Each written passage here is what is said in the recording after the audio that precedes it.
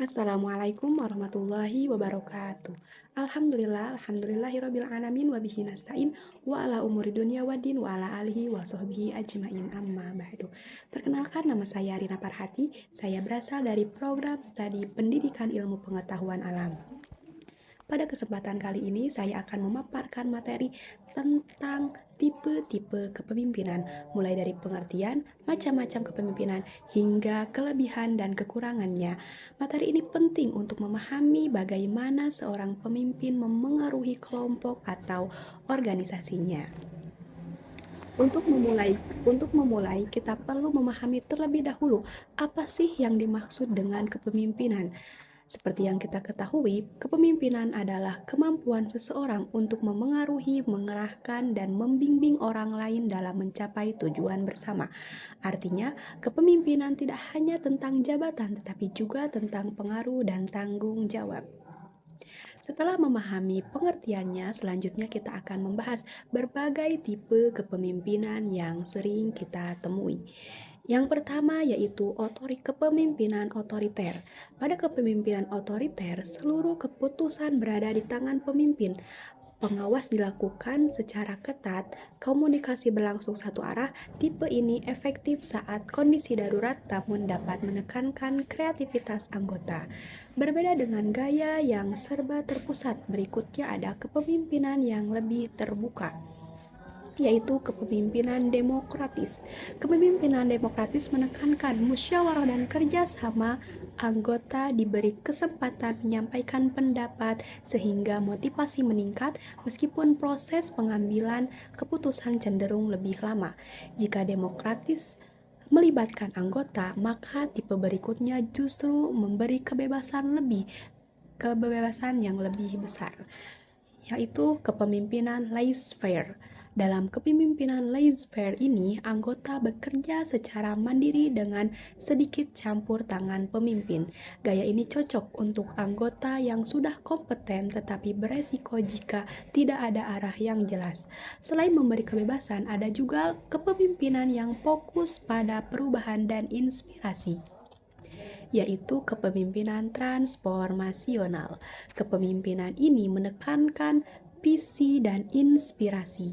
Pemimpin berperan sebagai motivator dan teladan sehingga mampu meningkatkan kinerja dan loyalitas anggota.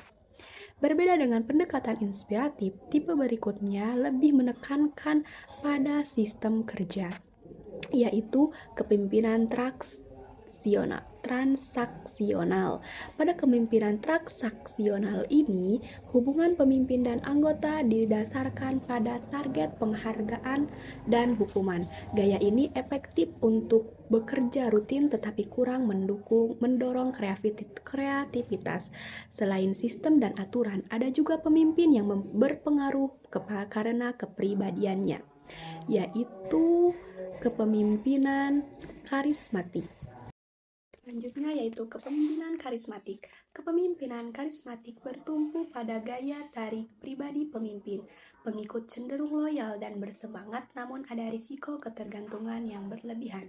Karena setiap situasi berbeda, maka muncullah kepemimpinan yang bersifat fleksibel. Kepemimpinan situasional ini menyesuaikan gaya kepemimpinan dengan kondisi dan kemampuan anggota. Tipe ini efektif di berbagai situasi, tetapi menuntut kemampuan analisis yang baik dari pemimpin. Selain menyesuaikan situasi, ada kepemimpinan yang mendapat pelayanan sebagai prioritas, yaitu kepemimpinan pelayanan.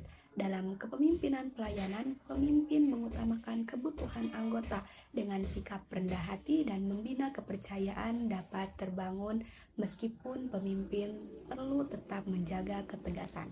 Selanjutnya, kita akan melihat kepemimpinan yang berfokus pada arah masa depan, yaitu kepemimpinan visioner. Kepemimpinan visioner berorientasi pada masa depan. Pemimpin memiliki visi yang jelas dan mampu menggerakkan anggota menuju tujuan jangka panjang. Selain visi, keterlibatan anggota juga menjadi kunci dalam tipe berikutnya, yaitu kepemimpinan partisipatif. Kepemimpinan partisipatif ini mendorong diskusi terbuka dan keputusan bersama. Hal ini meningkatkan rasa tanggung jawab meskipun kurang efektif saat kondisi mendesak. Untuk mempermudah pemahaman, berikut ringkasan perbandingan beberapa tipe kepemimpinan, yaitu dari perbandingan ini terlihat bahwa setiap tipe kepemimpinan memiliki fokus dan karakter yang berbeda, mulai dari yang cepat, adil, inspiratif, hingga humanis. Lalu bagaimana cara menerapkan kepemimpinan saya secara efektif? Yaitu pemimpin yang efektif adalah pemimpin yang mampu menyesuaikan gaya kepemimpinannya dengan situasi, karakter anggota, dan tujuan organisasi. Dapat kita simpulkan dari materi keseluruhannya, yaitu setiap tipe kepemimpinan memiliki kelebihan dan kekurangan.